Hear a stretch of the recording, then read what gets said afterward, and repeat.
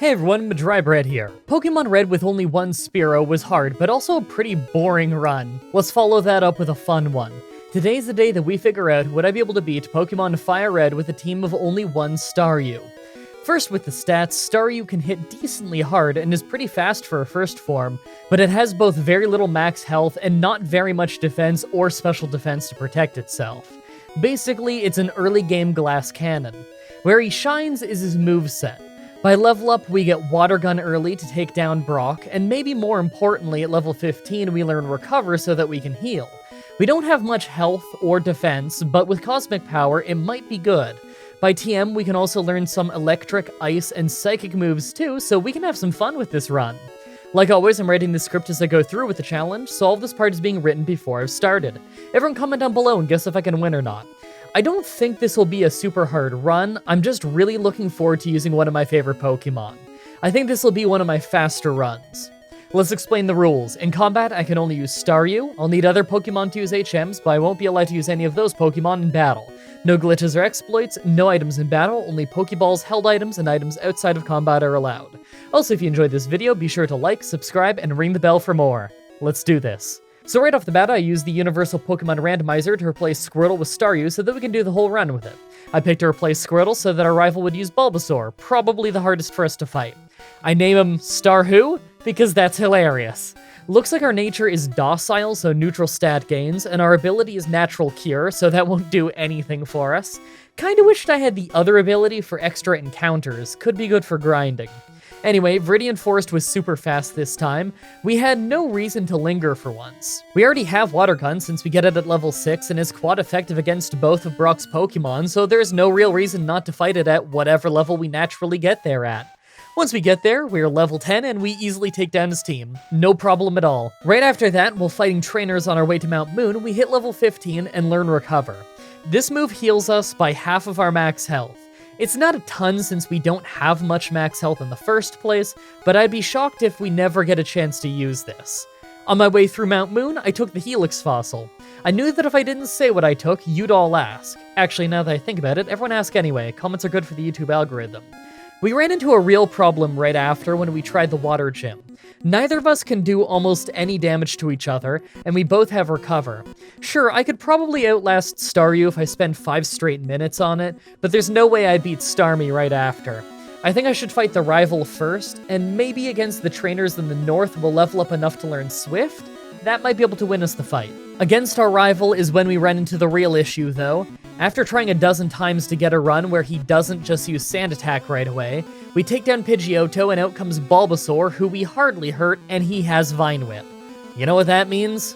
Grinding, and in a real awful place too. It's easy to get poisoned here, but it's the only place to train that we can reach. Maybe if we beat Misty, then we can use the Water Pulse TM against our rival, but honestly, I don't know who will be able to beat first. We are really stuck right now. Finally, all the way at level 24, we learn Swift, so I take another shot at the Water Gym. I took my chance with Staryu to use all 6 Hardens, mostly just so that when we inevitably hit ourselves in confusion, we won't take a ton of damage, and it's a good thing we did this, because oh man, was Starmie ever hard. We were in a battle of attrition with Starmie for ages, constantly using Recover for health and Swift for damage. It doesn't help that we get confused all the time from Water Pulse, and Misty has a Super Potion. It took ages and we had a few close calls, but in the end, we finally got the win. After that, I tried the rival fight, this time with the Water Pulse TM from the Water Gym. It really helped us get through Pidgeotto without taking too much damage, and although we did get Leech Seeded, we were able to use Swift to bully our way through Bulbasaur. After that, the rest of his team wasn't a problem, so it was nice to make some progress again. On the SSN, I make sure to clear out every last trainer. They aren't hard, and we aren't under-leveled, but the next 2 gyms are the electric and grass ones, so I figure I'm gonna need as much help as I can get. Thankfully, the rival fight here goes pretty well. Vine Whip was doing way less damage than I was expecting, and we were pretty much able to just brute force our way through the whole fight. The electric gym right after was super weird though. Believe it or not, they didn't do any damage to us despite having a few opportunities due to paralysis with Thunder Wave. It's rare that they pass up chances like that in Fire Red, but you do see it happen sometimes. Thankfully, Rock Tunnel is actually easy for once.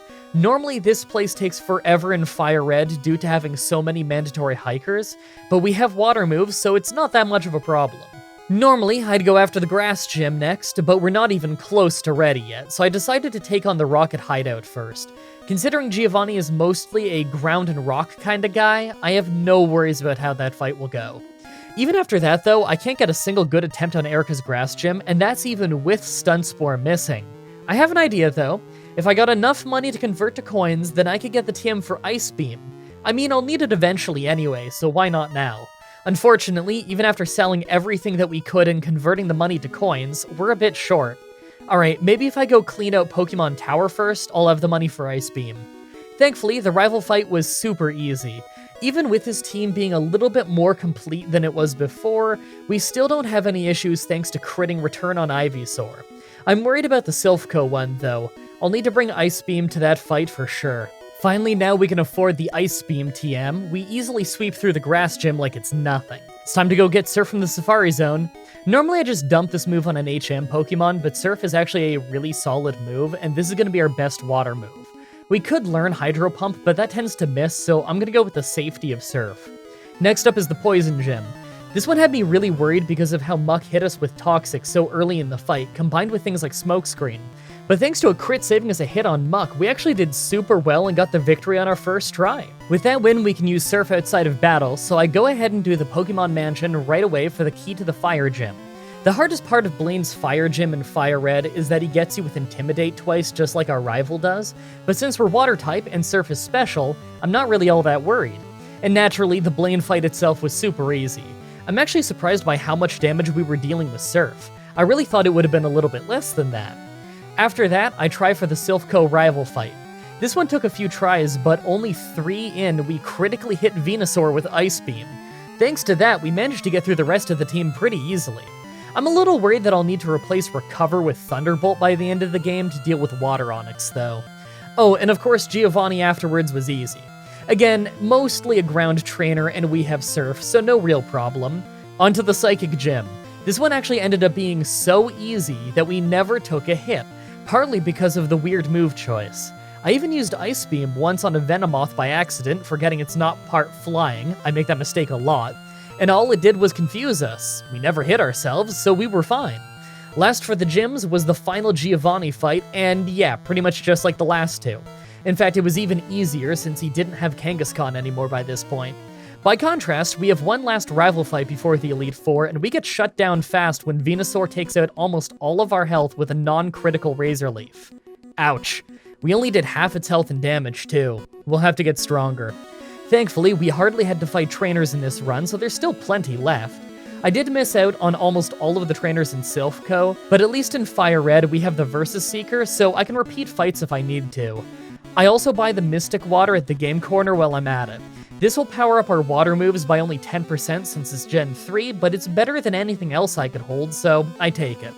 Thankfully, it only took a few levels before we got super lucky on this run where we ended up freezing Venusaur solid with an Ice Beam. Because of that, it never hit us, and we easily took out the rest of his team with Ice Beam and Surf. Alright, after fighting tons of trainers and wild Pokemon in Victory Road, here's our stats. They're overall not horrible, but we're really frail.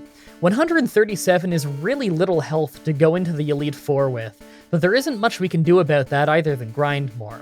As for our moves, I don't see myself making it through without Thunderbolt, so I think I'm gonna have to replace Return.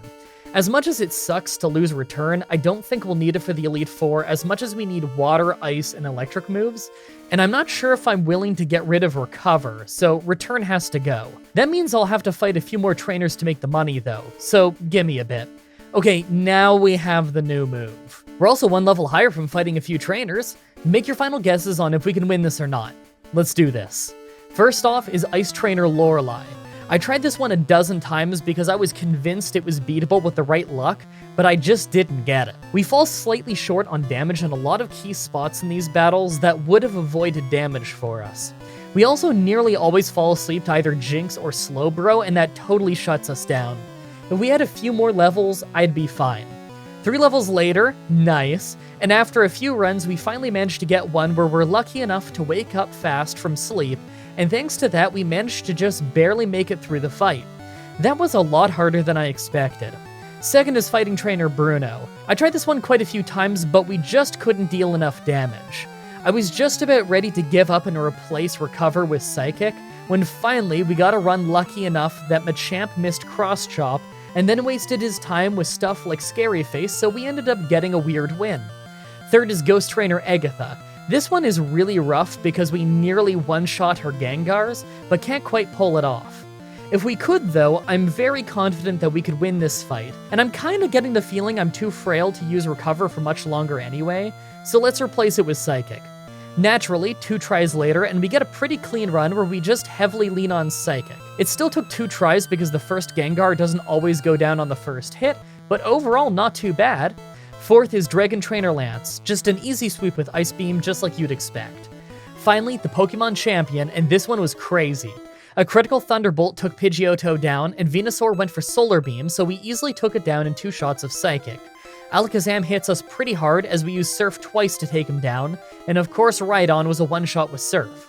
Water Onix went down in 1 Thunderbolt, and last was Arcanine. My heart sunk when he hit us with Extreme Speed, just for us to end up hanging on with only 2 health, then we one-shot him with Surf, winning the run at only level 71. I've gotta say, I'm pretty happy with that one. It's always nice when we get some wide type coverage on a run, and it's pretty cool to use one of my favorite Pokemon. I really hope you guys like that run. For next Saturday's Pokemon Challenge, I'll be trying my hand at Pokemon Gold with only Teddy Ursa. As always, I'm looking forward to your suggestions in the comments, in the challenge request section of my Discord channel, and on Twitter. Subscribe, ring the bell, stay tuned. If you want to see me do more challenges like this, please let me know in the comments or on Twitter. I can always use more ideas from you guys on what I should do next. Also, check the playlist in the description if you want to watch all the Pokemon challenges that I've already uploaded. If you guys want to see more Pokemon stuff from me, my friend Whatageek and I have done randomizer playthroughs of Heart Gold and Soul Silver, Black and White, Red and Blue, and now we're doing Omega Ruby and Alpha Sapphire over on his channel, linked in the description. You can also find myself, Whatageek, and Gooseit playing Pokemon Stadium and Pokemon X here on my channel. Also come to my Twitch TV streams and tell me that this video sent you. It's always cool to hear how you found the channel. Thank you everybody so much for watching, and until next time, have a nice day.